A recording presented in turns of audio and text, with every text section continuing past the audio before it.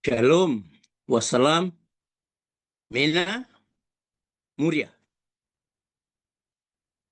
Beta Alexander ya, Hermanus Manoputi, selaku pimpinan eksekutif Front Kedaulatan Maluku, atau FKM, atau Fajar Kebangkitan Maluku, ya bertindak sebagai penyelenggara eksekutif pemerintahan transisi negara Republik Maluku Selatan, atau RMS 25 April 1950, menyatakan, mengucapkan ya, selamat hari ulang tahun yang ke-76 negara Republik Maluku Selatan 25 April 1950 atau dengan nama populernya Kerajaan Nusa El Haq ya, di tanggal 25 April 2026 tahun ini ya.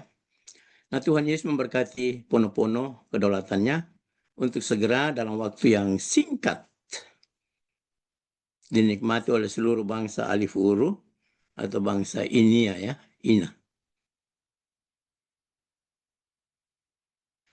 Saudara sebangsa dan setanah air Maluku.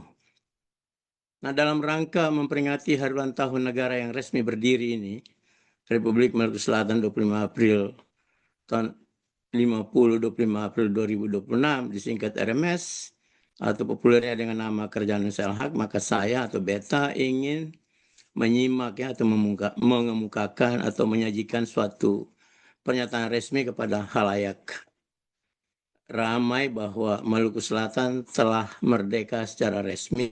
Itu terfakta dengan jelas, teridentifikasi secara otentik ya. Nah, kedaulatannya itu terikat padanya secara otomatika yuridis dan tidak dipengaruhi oleh persetujuan atau penolakan anasir manapun juga sesuai hukum internasional. Saudara-saudara filsawan yang terhormat, masih banyak suara-suara stigmatisasi RMS ya di luaran. Ada 4 kenyataan sejarah sah yang tak terbantahkan, yang dengan sendirinya membuktikan bahwa Republik Indonesia atau RI Yogyakarta 17 Agustus 1945 adalah sebagai perampok dan pemberontak atau separatis. Kita lihat yang pertama ya.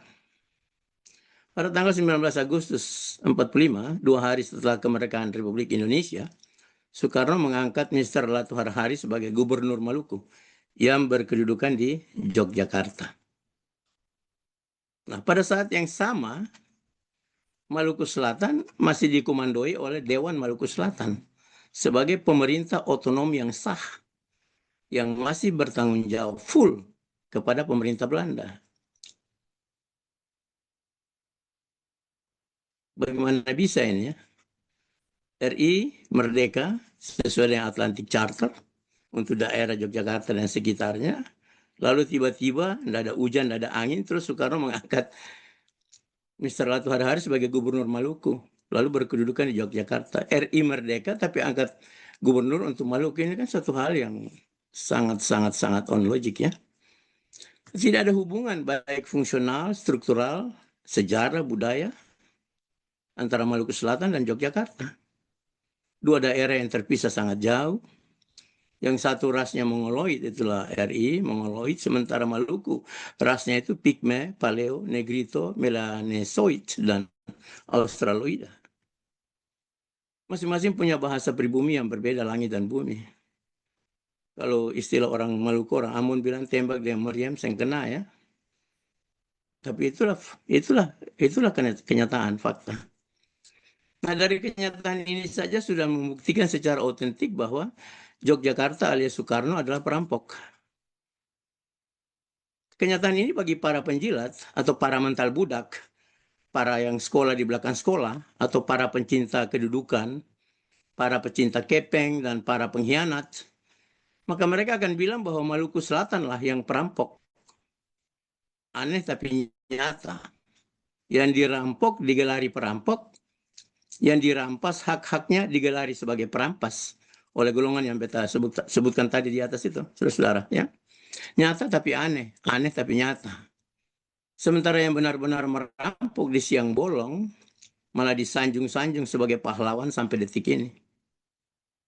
Yang pertama. Yang kedua kita lihat, Peleburan seluruh 15 negara bagian ke dalam Republik Indonesia 17 Agustus 45 yang berstatus juga negara bagian. Pada saat itu RI juga status negara bagian. Hanya melalui dekret Soekarno dan kekuasaan agresi militer. Ini kan sudah bertentangan dengan hukum yang berlaku, objektif maupun positif. Saya tidak perlu singgung itu. Itu terlalu banyak kalau mau disinggung ya.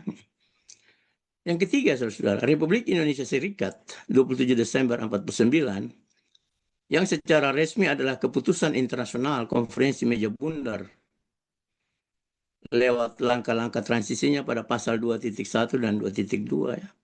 Nah, sebagian besar itu dari RIS ini dileburkan ke dalam RI melalui tindakan kekuasaan agresi militer Soekarno. Dan selanjutnya membubarkan RIS juga melalui tindakan kekuasaan dan diganti dengan Negara Kesatuan Republik Indonesia.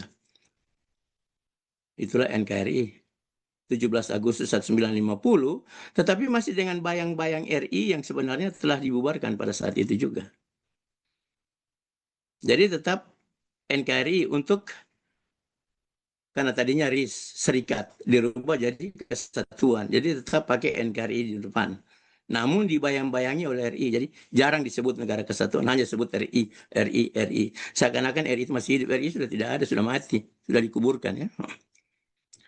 Nah, sementara perubahan suatu negara, apalagi yang dilandasi oleh keputusan internasional itu, hanya bisa berlangsung atas dasar pemungutan suara atau plebisit, atau dengan pengangkatan suatu dewan secara bebas, demokratis, dan representatif untuk maksud tersebut.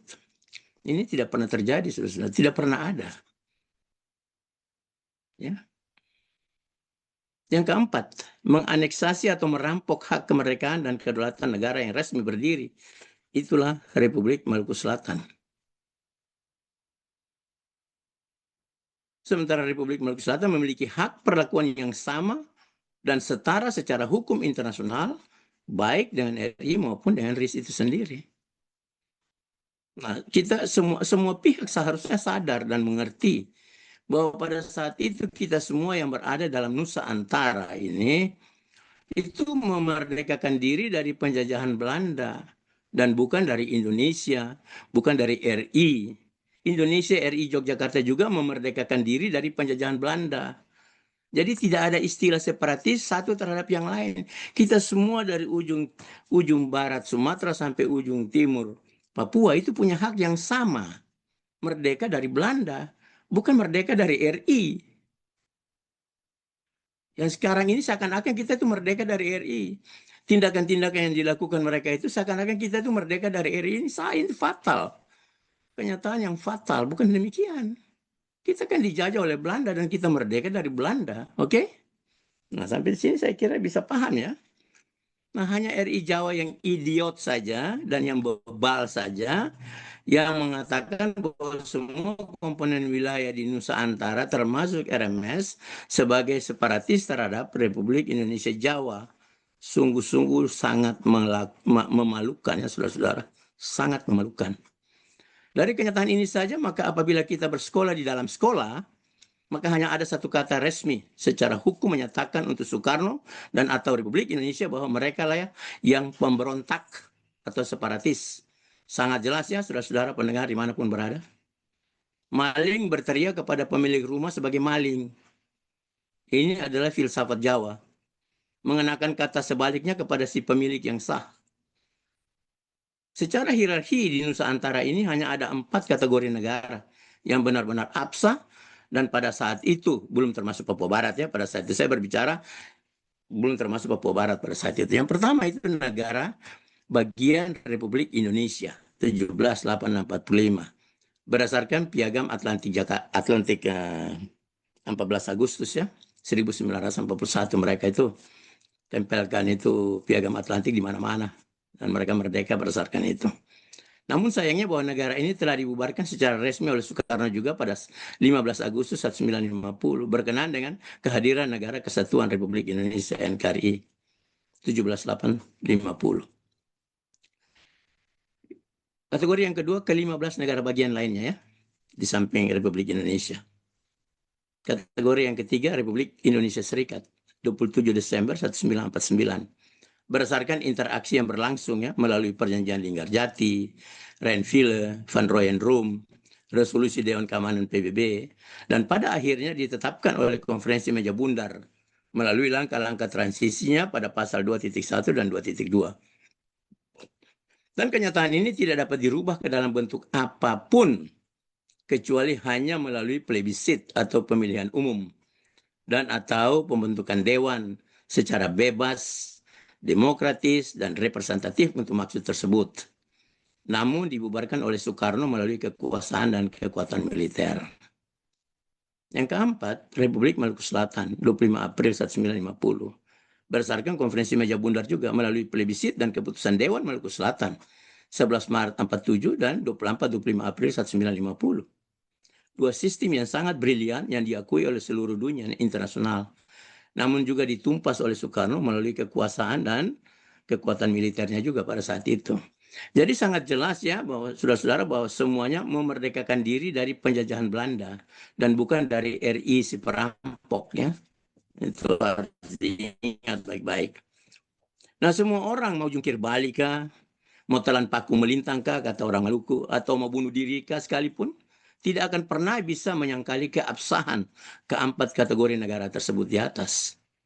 Namun sayang dibalik semua itu bahwa keempat kategori negara yang absah dunia dan akhirat ini kemudian oleh si angkara murka Soekarno ditenggelamkan, alias di bumi hanguskan lewat kekuasaan ekspansionisnya dan agresi militer, dan justru membentuk negara yang liar dan tak bertuan, alias negara kekuasaan tanpa hukum positif dan objektif hingga saat ini. Itulah NKRI, saudara-saudara.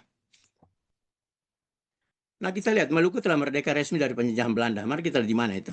Maluku telah merdeka dari penjajahan Belanda sejak berdirinya negara Indonesia Timur, Timur Raya atau Great East, Timur Besar, Timur Raya ya.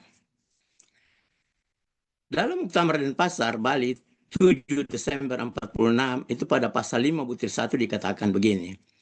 NIT beri kesempatan kepada berbagai kesatuan-kesatuan kemasyarakatan yang ada untuk menentukan nasibnya sendiri secara demokratis, dan ketentuan yang akan diadakan oleh dan atas mahkota negeri Belanda semufakat dengan NIT untuk berdiri sendiri. Jadi pasal 5 butir 1 ini memberikan kesempatan kepada semua wilayah otonom dalam NIT, dalam Timur Raya untuk merdeka, full. Butir 2. Apa yang terdapat pada butir 1 itu adalah berdasarkan kehendak rakyat. Jadi semua itu harus berdasarkan kehendak rakyat. Rakyat yang punya mau. Ya. Nah, selanjutnya sesudah ini, sementara dalam Muktamar Denpasar ini terbentuk negara Indonesia Timur Raya pada tanggal 23 Desember ya. 1946 dengan 13 daerah otonom. Itu Sulawesi Selatan, Minahasa, Kepulauan Sangir dan Talaut, Sulawesi Utara, Sulawesi Tengah, Bali, Lombok, Sumbawa, Flores, Sumba Timur, dan kepulauan sekitarnya, Maluku Utara dan Maluku Selatan. Nah, Maluku sebagai wilayah otonom di bawah pemerintahan Dewan Maluku Selatan dan bertanggung jawab kepada pemerintah NIT pada saat itu. Nah, kita lihat kita kembali pada Konferensi Meja Bundar. Ya.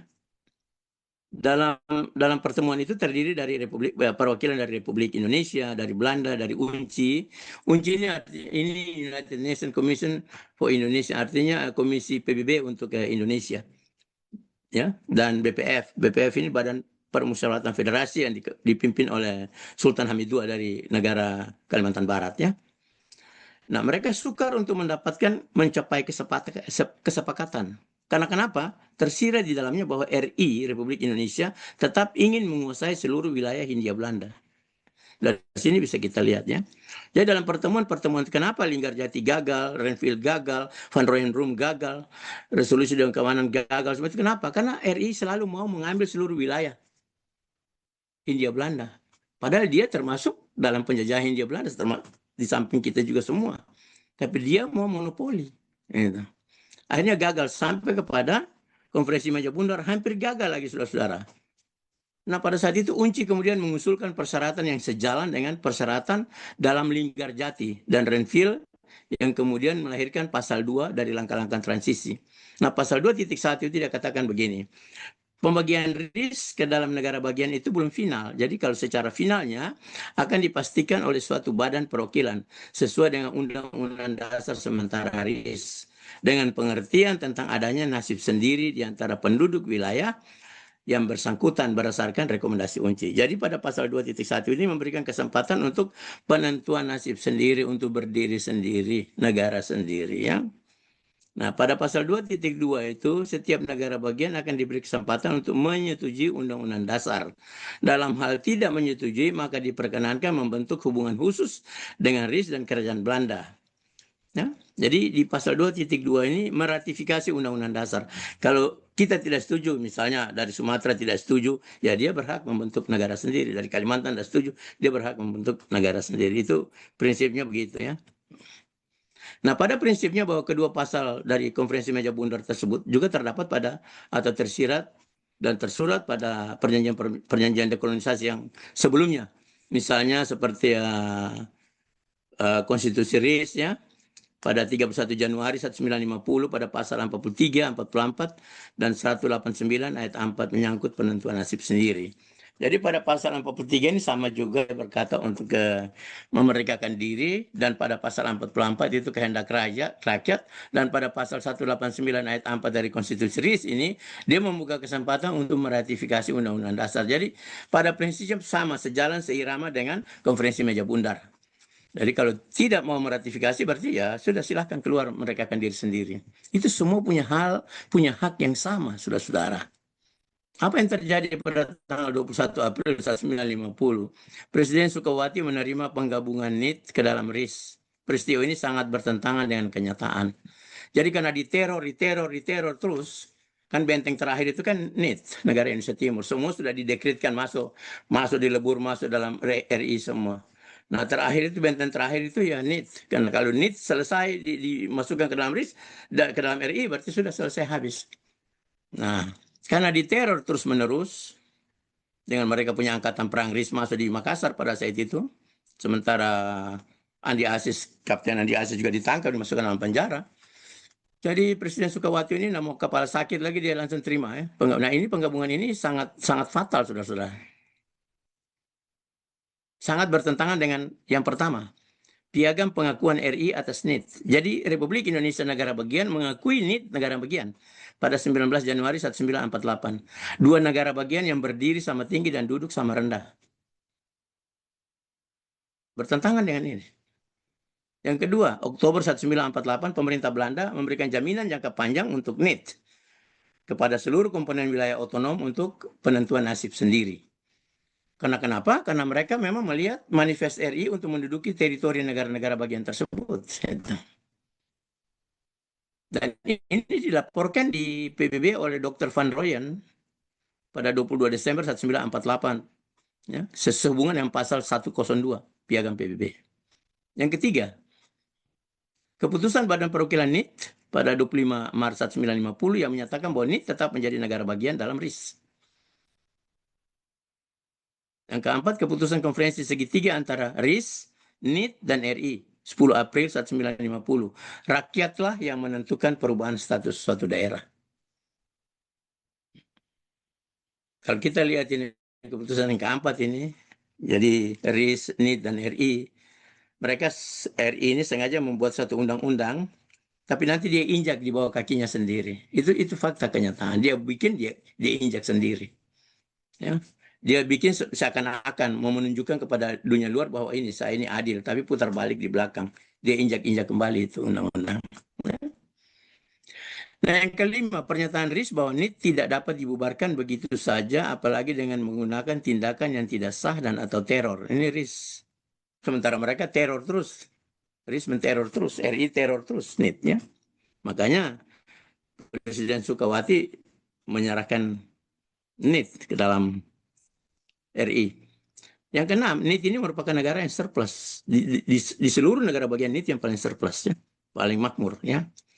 Nah, di samping 6 kenyataan yang bertentangan bahwa NIT harus diserahkan kepada RI, itu satu hal yang sangat bertentangan. Itu 6 faktor itu tadi. Ada beberapa pernyataan resmi, saudara-saudara. Ya, yang pertama itu pernyataan resmi dari sehubungan dengan kebrutalan Soekarno ini. Yang pertama itu metode licik dan kegiatan subversif yang mengakibatkan runtuhnya negara-negara komponen dianggap wajar oleh RI.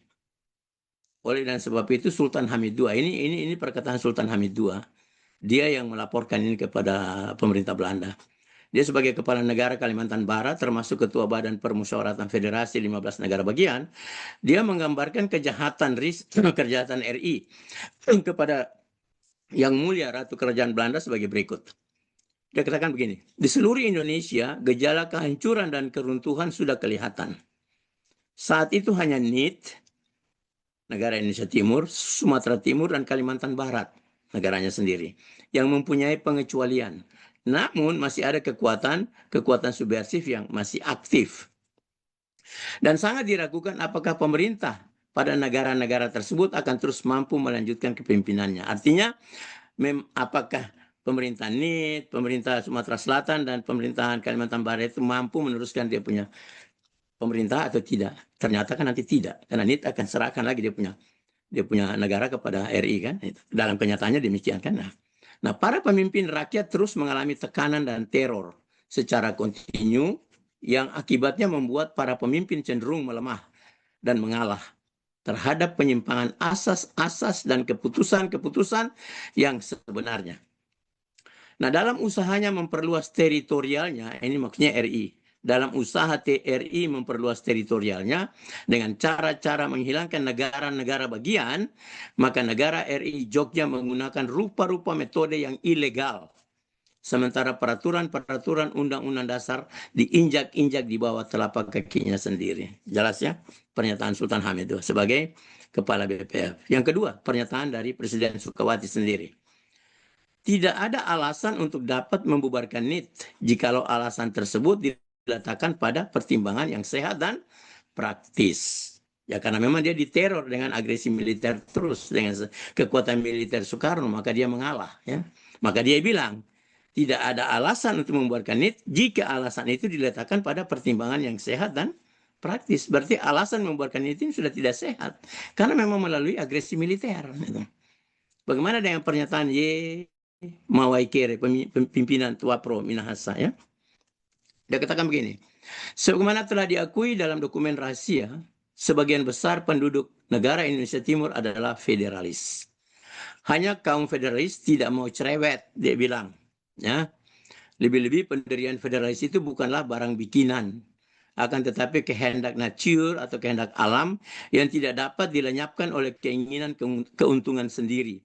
Melainkan pendirian itu bersifat turun-temurun. Jadi pada kali ini kami kaum federalis kalah. Karena dalam perjuangan, akan tetapi dengan sendirinya perjuangan kami akan berlanjut terus-menerus. Meskipun dalam hati sampai kiamat dunia. Tak perlu diherankan apabila kami kalah dalam perjuangan ini. Oleh karena kami tidak memiliki senjata. Ini dia katakan.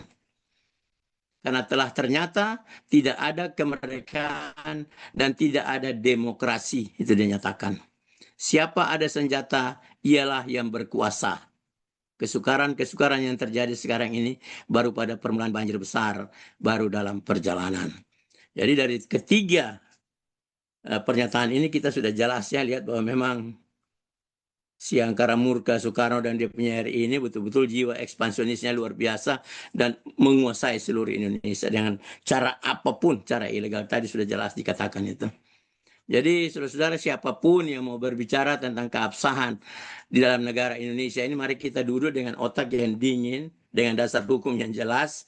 Jangan hanya bicara, kalau bicara semua orang bisa. Kita harus tempatkan data-data.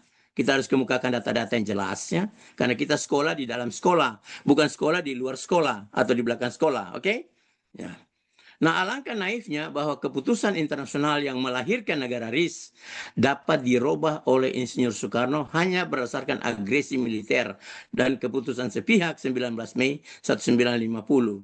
merubah RIS menjadi Negara Kesatuan Republik Indonesia NKRI pada 15 Agustus 1950 dan dideklarasikan pada 17 Agustus 1950 dan pada saat yang sama membubarkan Negara Republik Indonesia 17/8/45. Jadi saudara-saudara, RI itu sudah tidak ada. Jangan bayang-bayang RI lagi, tidak ada. Sebut jelas Negara Kesatuan Republik Indonesia, negara ilegal itu jangan sebut RI, itu salah. Itu putar balik itu.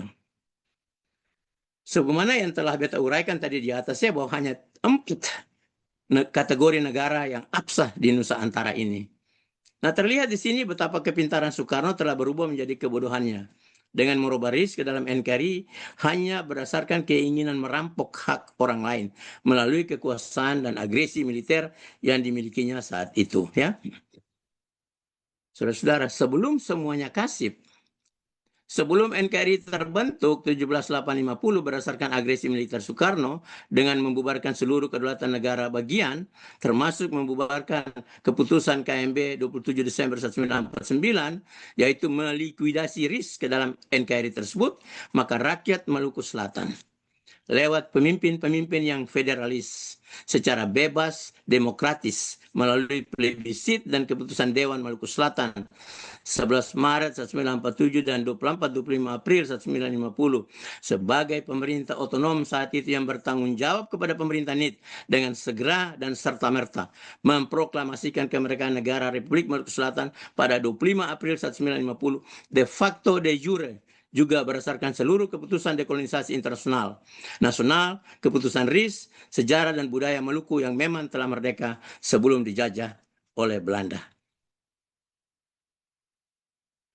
Mari kita dengar proklamasi Maluku Selatan. Luar biasa, saudara-saudara. Brilian. Bukan seperti Indonesia. RI, kami bangsa Indonesia dan ini menyatakan kemerdekaan bla bla bla bla bla atas nama bangsa Indonesia ini. Siapa itu yang angkat dia itu? Ya. Memenuhi kemauan yang sungguh, tuntutan dan desakan rakyat Maluku Selatan. Maka dengan ini kami proklamir kemerdekaan Maluku Selatan de facto de jure yang berbentuk republik lepas dari segala perhubungan ketatanegaraan negara Indonesia Timur dan Republik Indonesia Serikat karena NIT, dengar baik-baik. Kenapa sampai kita menyatakan kemerdekaan? Karena negara Indonesia Timur sudah tidak sanggup mempertahankan kedudukannya sebagai negara bagian selaras dengan peraturan-peraturan muktamar dan pasar yang masih sah berlaku. Itu satu, yang pertama. Yang kedua, kenapa? Juga sesuai dengan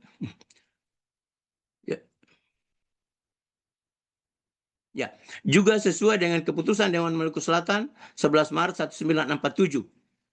Sedang Republik Indonesia Serikat sudah bertindak bertentangan dengan keputusan-keputusan KMB dan undang-undang dasarnya sendiri. Undang-undang dasarnya dia injak-injak, keputusan KMB dia rombak, itu alasan. Ya. Proklamasi Maluku Selatan itu punya dasar hukum objektif, tidak bisa dibantah oleh siapapun juga.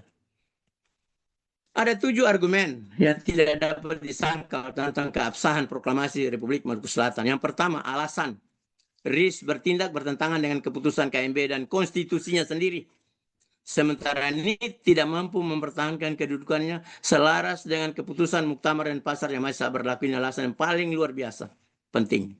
Yang kedua, hasrat, kemauan yang sungguh, desakan dan tuntutan dari rakyat Maluku Selatan.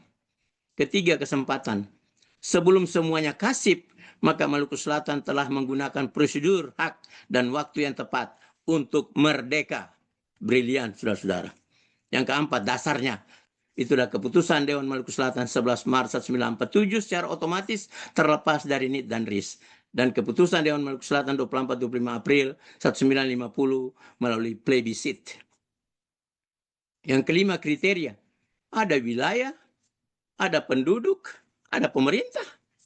Wilayah Maluku Selatan, ada rakyat penduduk Maluku Selatan, ada pemerintah, Dewan Maluku Selatan, pemerintah sah. Ya. Jelas, ini kriteria internasional. Dukungan positif, Muktamar dan Pasar 7 Desember yang saya katakan tadi sebelumnya, diberikan hak untuk merdeka oleh pemerintah Belanda pada butir 1 dan 2. Yang kedua, pembukaan Undang-Undang Dasar 45 bahwa sesungguhnya kemerdekaan itu ialah hak segala bangsa, dan oleh sebab itu maka penjajahan di atas dunia harus dihapuskan karena tidak sesuai dengan peri kemanusiaan dan peri keadilan. Ini bukan huruf-huruf yang mati, saudara-saudara. Ini huruf yang hidup, harus dihidupkan. Ya, semua orang punya hak untuk merdeka. Dia bilang merdeka tapi dia injak-injak orang. Ini kan makanya saya bilang Jawa itu filsafatnya begitu, di muka dia adil, di belakang putar balik dia. Oke? Konstitusi internasional yang menunjang kedaulatan kemerdekaan Republik Maluku Selatan. Perjanjian Linggarjati 25 Maret 47. Perjanjian Renville 17 Januari 48. Resolusi Dewan Keamanan 28 Januari 1949 PBB, resolusi Dewan Keamanan PBB. Persetujuan Van Rooyen-Rum 7 Mei 1949.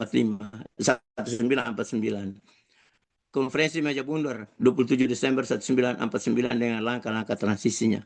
Pada pasal 2.1 dan 2.2 memberikan hak prerogatif kepada Maluku untuk merdeka. Atlantic Charter 14 Agustus 1941. Bukan hanya RI yang berhak menggunakan Atlantic Charter, semua orang punya hak. Piagam PBB 24 Oktober 1945. Deklarasi Hak Asasi Manusia HAM 10 Desember 1948. Sejarah dan budaya Maluku, negara yang memang merdeka sebelum dijajah oleh Portugis. Yang ketujuh, perlakuan plebisit afirmatif di negeri Tulehu dan Batu Gajah di Ambon. Keputusan Dewan Maluku Selatan 24-25 April 1950 dan keputusan Dewan Maluku Selatan 11 Maret 1947. Saudara-saudara, 7 argumen ini tidak dapat disangkali dan tidak dapat dibantah oleh siapapun juga. Siapapun juga jago hukum di Indonesia pun juga tidak dapat menyangkali itu. Kalau kita mau jujur, mari kita berhadapan, oke? Di samping 7 argumen keabsahan, kemerdekaan, dan kedaulatan negara RMS 25 April terdapat juga 2 rumusan objektif paralel dengan 7 argumen tersebut yang tak dapat dibantah. Ialah yang pertama, jelas bahwa Maluku Selatan merdeka dari kerajaan Belanda dan bukan dari RI. Seperti yang saya katakan tadi ya. Kita semua merdeka dari Belanda, bukan dari RI. Justru RI Jawa adalah penjajah dan kolonial kedua setelah Belanda. Yang kedua, keberadaan RMS atau suatu negara lainnya tidak tergantung pada adanya suatu pengakuan, tidak begitu.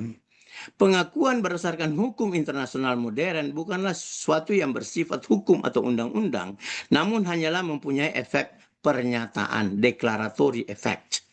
Dalam tahun 1936, institusi hukum internasional di Brussels menyatakan bahwa pengakuan hanya mempunyai efek deklaratori. Jadi keberadaan suatu negara dengan semua efek yuridisnya melekat pada keberadaan negara itu dan bukan dipengaruhi oleh penolakan dan atau pengakuan dari satu maupun beberapa negara. Ya. Pengakuan de facto maupun de jure mengandung arti bahwa negara yang mengakui itu ingin mengadakan hubungan diplomatik dengan negara baru tersebut. RI waktu merdeka, dia merdeka dengan segala hak yuridis yang ada padanya. 17.845, itu dia punya hak. Maluku merdeka juga sama-sama. RI punya hak kemerdekaan yang sama, RMS juga punya hak kemerdekaan yang sama, negara bagian 15 juga punya hak kemerdekaan yang sama, RIS juga punya, Republik Indonesia Serikat juga punya hak yang sama. Karena kita semua merdeka dari Belanda. Coba pikiran kita ini kita buka ya. Itu. Jelas bahwa RMS bukan separatis. Bukan bagian dari NKRI. RMS adalah RMS. RMS adalah wilayah sah Maluku Selatan. RMS adalah negara yang resmi merdeka dan berdaulat atas dasar institusi hukum internasional di Brussels 1936 mengatakan bahwa keberadaan suatu negara dengan semua efek yuridisnya melekat pada keberadaan negara itu dan bukan dipengaruhi oleh penolakan ataupun pengakuan dari suatu atau maupun beberapa negara lainnya. Sementara pengakuan secara de facto maupun de jure mengandung arti bahwa mereka mau mengadakan hubungan diplomatik dengan negara yang baru merdeka tersebut. Ya. Jadi fakta terfakta kita lihat. Pertama, Maluku Selatan telah resmi merdeka dari penjajahan Belanda dan berada sebagai wilayah otonom dalam Timur Raya, negara Indonesia Timur, 23 Desember 1946. Ini fakta. Telah merdeka dari Belanda dan berada dalam NIT. Maluku Selatan telah resmi lepas dari tatanan negara Timur Raya 25 April 1950 berdasarkan keputusan Dewan Maluku Selatan 11 Maret 1947. Waktu NIT menyerahkan dirinya kepada RI, maka disitulah keputusan Dewan Maluku Selatan 11 Maret berlaku. Artinya kepentingan Maluku Selatan diabaikan oleh NIT, maka kita lepaskan diri dari NIT. Itu jelas, itu undang-undang itu jelas ada. Saya bukan karang-karang. Kita bisa buktikan, kita bisa lihat. Ini dibukukan dalam lembaran negara ini, saudara-saudara. Saya tidak perlente. Oke, orang Ambon bilang. Ini jelas. Jadi pada saat ini lepas kepentingan Maluku Selatan sudah diabaikan. Berarti keputusan Dewan Maluku Selatan berlaku sah. Kita lepas dari NIT dan juga lepas dari RIS. Maluku Selatan telah resmi lepas dari tatanan negara RIS yang belum final. Ini RIS pada saat itu belum final. 2.1 itu belum final. Finalnya itu nanti seluruh negara bagian mensahkan untuk final. Duduk sama rendah, berdiri sama tinggi. Nah, karena belum final itulah. Keberadaan 25 April 1950. Belum final itu RIS. Yang keempat, Maluku Selatan punya hak yang sama atas hukum dan perlakuan yang sama seperti yang terjadi pada RI dan RIS. Jelas ya? RI jelas ya? RIS jelas ya? Dari ujung Sumatera sampai ujung Papua itu punya hak yang sama untuk merdeka dari Belanda. Bukan merdeka dari RI, no. Tidak ada itu. Ini pelecehan. Ya. Sejarah diputarbalikkan. Seakan-akan bahwa kita itu merdeka dari RI. Saya kadang-kadang berpikir memang orang sekolah di dalam sekolah, tapi tindakan dan pemikiran mereka itu sekolah di belakang sekolah. Itu. Sebab kalau dia sekolah dalam sekolah, maka dia akan komitmen. Dia akan komitmen dengan hal-hal yang objektif dan positif. Itu tidak bisa dibalik. Ya. Yang kelima, Maluku Selatan tidak punya hubungan dengan RI, baik secara fungsional, struktural, budaya, sejarah, dan ras. Yang keenam, Maluku Selatan adalah bagian dari ras Negroid, Australoida, Pygmy, Melanesoid, dan Paleo. Sedangkan RI itu dari Mongoloid. Maluku Selatan adalah rumpun Pasifika. RI itu rumpun Melayu, Mongoloid. Maluku Selatan menamakan dirinya sebagai bangsa Alef Uru. Beda dengan Jawa. Nah, saudara-saudara, beta punya kewajiban moral ya untuk menyampaikan kenyataan ini berulang-ulang. Bahwa bangsa Jawa dan para petingginya adalah bangsa petinggi yang idiot. Bangsa yang bebal dan suka akan dusta. Nah, itu jelas. Mereka mengetahui tentang kebenaran namun selalu mengabaikannya. Dan itulah tipikal bangsa Jawa. Kesenangan mereka adalah sesuatu selalu memutarbalikkan kebenaran dan kepentingan mereka semata-mata. Demi untuk kepentingan mereka semata-mata. Putar kebenaran, putar kejujuran, putar keadilan hanya untuk kepentingan mereka. Kenyataan di lapangan selama perjuangan FKM RMS, ini saya berbicara untuk bangsa saya. Kenyataan di lapangan selama perjuangan FKM RMS sejak 18 Desember 2000 terlihat dan teridentifikasi di permukaan air bahwa dalam banyak hal, bangsa Maluku tidak punya kebanggaan terhadap negaranya sendiri, alias hilang jati dirinya. Yang kedua, dalam banyak hal bangsa Maluku tidak mempunyai keberanian fisik maupun moral untuk menyatakan kebenaran sejarah bangsanya. Ini fakta. Alias menjadi bangsa yang penakut. Yang ketiga, dalam banyak hal kesetiaan bangsa Maluku diletakkan salah tempat. Dominan ke arah yang menjajah ketimbang pada komitmen bangsanya sendiri, alias menjual hak kesulungan ketimbang memeliharanya. Bangsa yang setia bagus, tapi setia par Belanda yang menjajah, setia par NKRI yang menjajah, luar biasa. Nah, sampai detik hari ini tersinyalir bahwa bangsa Maluku masih tenggelam dalam paradigma mental budak, ingin untuk diperlakukan sebagai budak belian oleh NKRI. Saya katakan sekali lagi buat saya punya bangsa Maluku Selatan. Sampai detik hari ini tersinyalir bahwa bangsa Maluku masih tenggelam dalam paradigma mental budak. Ingin untuk diperlakukan sebagai budak belian oleh NKRI. Ada susah makan tapi NKRI. Susah cari kerja tapi NKRI. Susah untuk segala macam tapi NKRI tetap di mulut. Luar biasa bangsa Maluku punya kesetiaan. Salah tempat. Tetapi saudara-saudara ada satu hal yang beta renungkan. Nah, ini dia punya kontradiktifnya ya, mudah-mudahan ya. Ada satu hal yang beta renungkan, mudah-mudahan fakta ini adalah merupakan fenomena gunung es yang melambangkan hasrat yang masih tersembunyi, di mana es yang kelihatan di atas permukaan air hanyalah sedikit. Ya, saudara-saudara. Sementara Bukit Es yang masih tenggelam adalah luar biasa besarnya, yang berpotensi untuk menghancurkan kapal Titanic NKRI. Berpotensi untuk menghancurkan kapal Titanic NKRI. Kiranya fenomena gunung es ini adalah merupakan jati diri bangsa Beta Maluku yang masih terpelihara dan menunggu saatnya untuk mencair. Saudara setuju dengan saya ya? Banyak yang berdoa di rumah, banyak yang diam. Bukan berarti mereka tidak setuju. Mereka setuju, mereka berdoa. Ya, itulah fenomena gunung es di dalam laut begitu besar. Bangsa Maluku yang masih tenggelam, menunggu mencair untuk menghancurkan Titanic NKRI. Ya.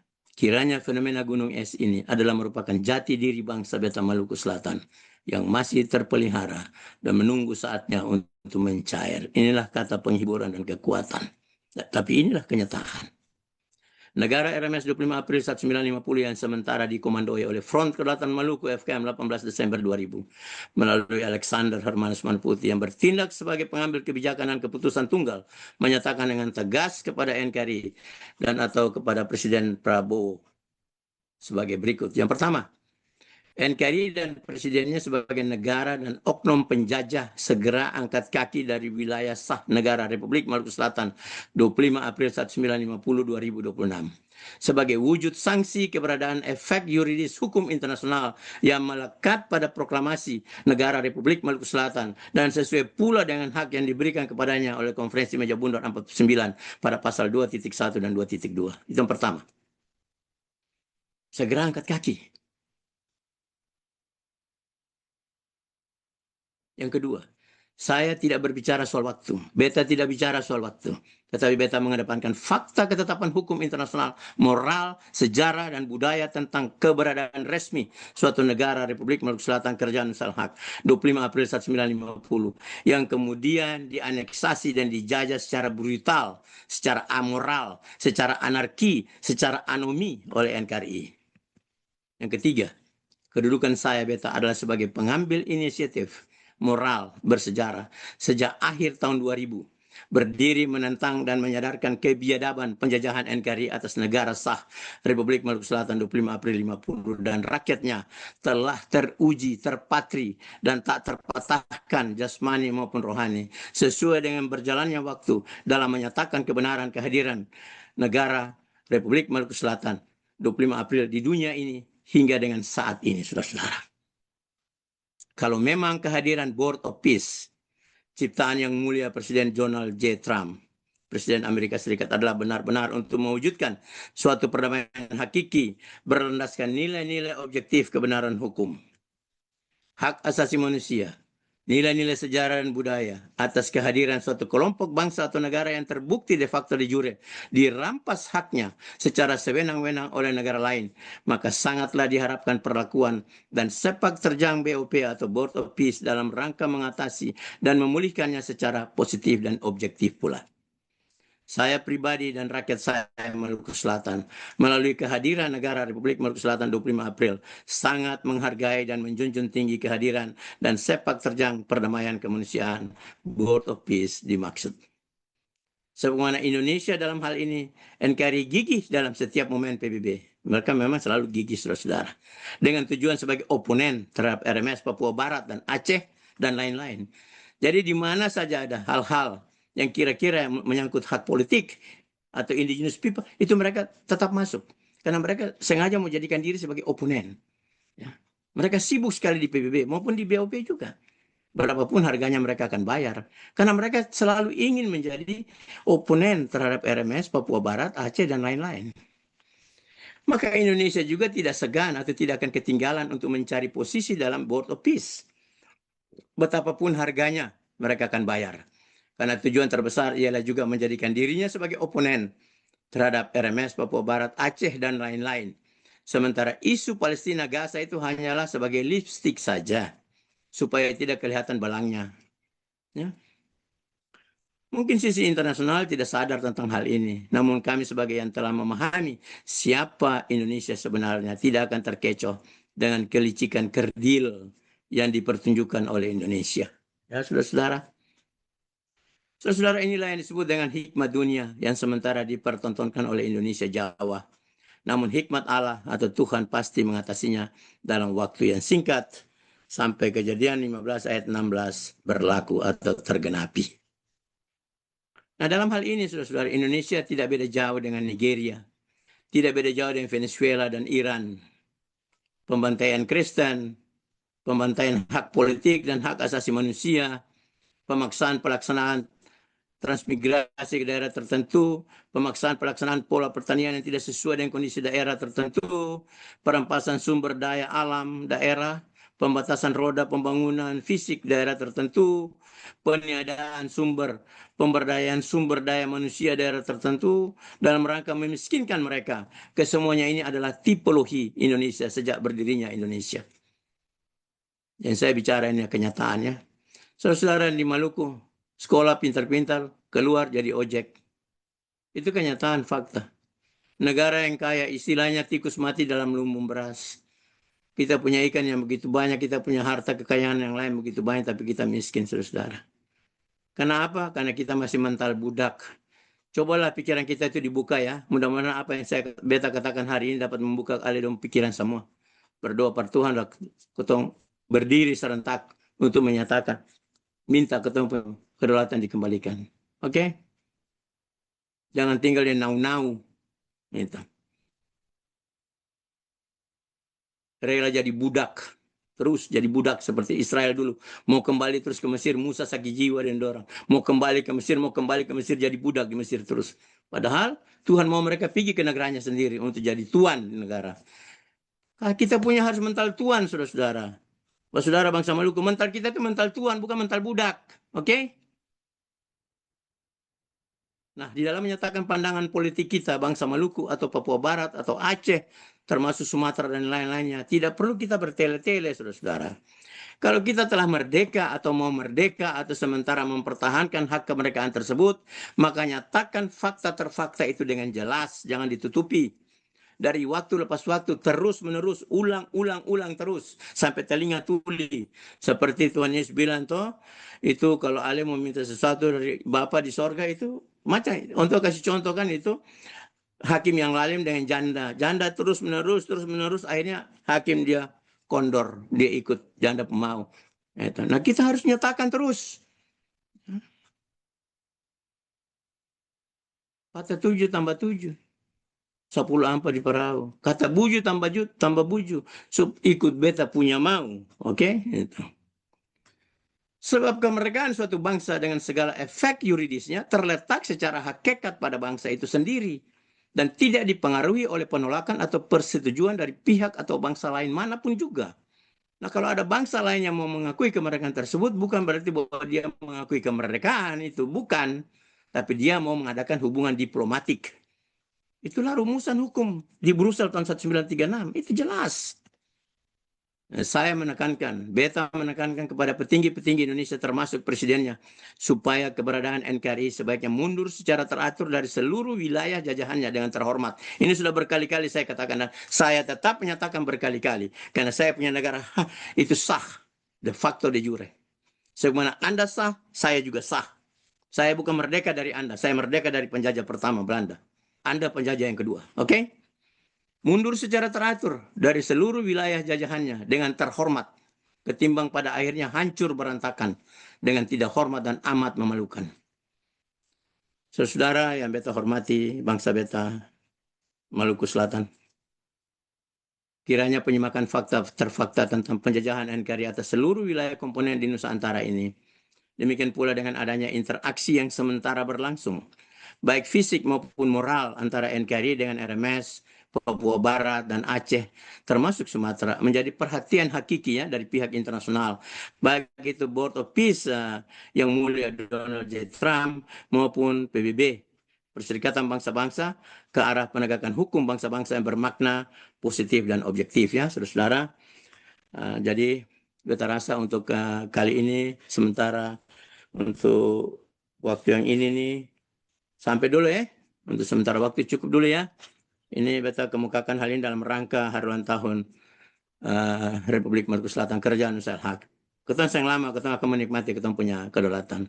Saudara-saudara yakin dan percaya, berdoa Tuhan tidak pernah berkompromi dengan kejahatan Indonesia. Tidak pernah.